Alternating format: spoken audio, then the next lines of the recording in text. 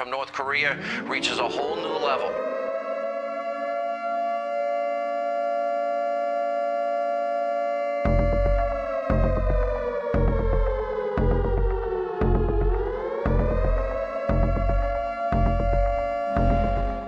이국 땅을 초토화하자. 암흑 세계로 만들자. President Trump warning the regime today against making any more threats toward the U.S. They will be met with fire and fury. New York City's teeming millions, prime target for an atomic attack, go about their normal affairs. Suddenly, their daily routine is rudely shattered by the screaming wail of air raid sirens, warning them of a possible enemy onslaught. This first demonstration of an all-out civil defense drill by America's #1 metropolis is a model of preparedness and training. All traffic halts, and pedestrians immediately seek shelter, guided by a corps of well-trained wardens.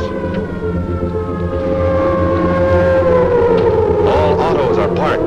Drivers and passengers join the throngs, making their orderly ways to safety.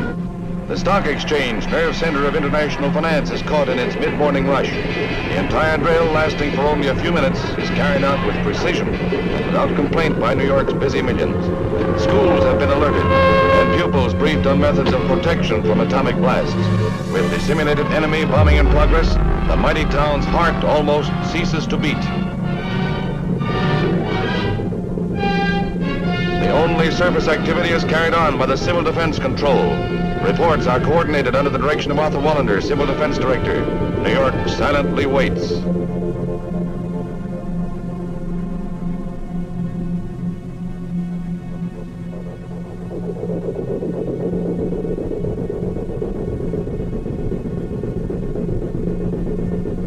All clear.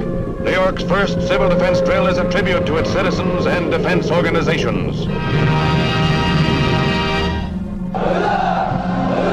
While in Pyongyang this weekend, thousands marched through the streets during a rally against the U.S. It's in response to personal insults against North Korea's supreme leader, and at a rally in Alabama, Donald Trump typically doubled down. Little Rocket Man, we're going to do it because we really have no choice. Provocative words, provocative maneuvers in the sky as American bombers and fighter jets flew sorties further north of the demilitarized zone than they have this century. The intense pressure prompted Pyongyang to deliver its most stark threat yet to Mr. Trump for his taunts. 우리 로켓의 방문을 모두 피할 수 없게 만드는 만회할 수 없는 과오를 저질렀습니다. The show of force from both nations comes as the volley of insults reaches an alarming level. President Trump tweeted Saturday, "Just heard Foreign Minister of North Korea speak at UN. If he echoes thoughts of Little Rocket Man, they won't be around much longer." 고통만을 불러온다고. His tweet comes after the North Korean foreign minister slammed the president at the United Nations. North Korea then threatened to test a hydrogen bomb above the Pacific Ocean, something they have never done before. Everything he has said he would do.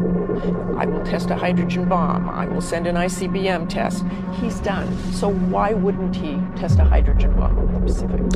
I think the likelihood is there that he will test a bomb at some point.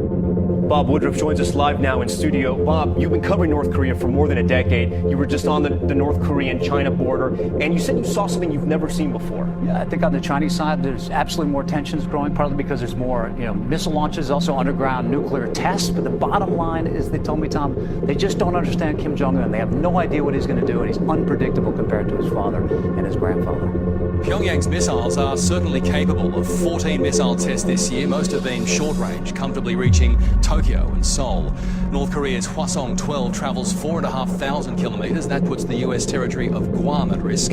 Then the big one, the Hwasong-14, range 10,000 kilometres, comfortably reaching Alaska, Seattle, Los Angeles and Chicago at its outer limits, also covering all of Australia right down to Hobart. Opposition leader Bill Shorten and Shadow Foreign Affairs Minister Penny Wong are flying to Seoul to assure South Korea's government of Australia's support. The taxpayer will fund the trip. The greatest threat to regional security in 60 plus years. The more he belittles Kim Jong-un, especially on a world stage, the more Kim Jong-un has to respond. Which could be precisely what Mr. Trump wants. Robert Avadia, 7 News. As for the regime? In July, the head of the CIA suggested Washington could be considering options to remove Kim Jong-un. Pyongyang replied, saying it would, quote, strike the U.S. with a powerful nuclear hammer if the United States tried regime change. And we have a Fox News alert. Did you hear what North Korea's foreign minister called President Trump today? Did you hear what he threatened? The fiery rhetoric intensifying between Washington and Pyongyang. As Kim Jong-un's top diplomat, his name is Ri Yong Ho. Well, Mr. Ri delivered a blistering speech at the United Nations General Assembly today. The minister calling President Trump, quote, a mentally deranged person full of megalomania. This comes after the president said in his speech at the United Nations on Tuesday that the U.S. would totally destroy North Korea if Washington is forced to defend itself or our allies against a North Korean attack. Brian Yennis is live at the United Nations headquarters here in New York, where Mr. Ri made his remarks earlier today, and there's a lot of fallout. Hi, Brian.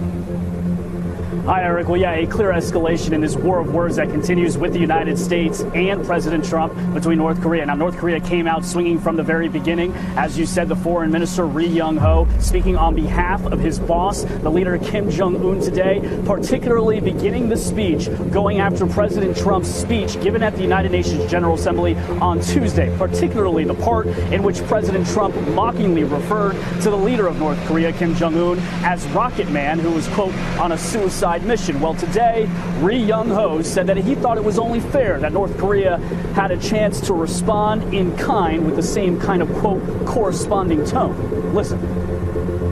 He tried to insult the supreme dignity of my country by referring it to a rocket.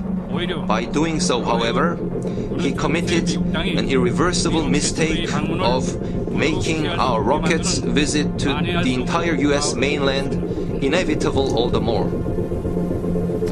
Now, the speech comes a day after Kim Jong-un released an unprecedented statement, a personal statement to the world about President Trump and the United States. And in that statement, he called President Trump a mentally deranged U.S. dotard, and Trump called Kim a madman on Twitter in response to that, who will be tested like never before. Well, today, North Korea took more personal jabs at President Trump in front of the world.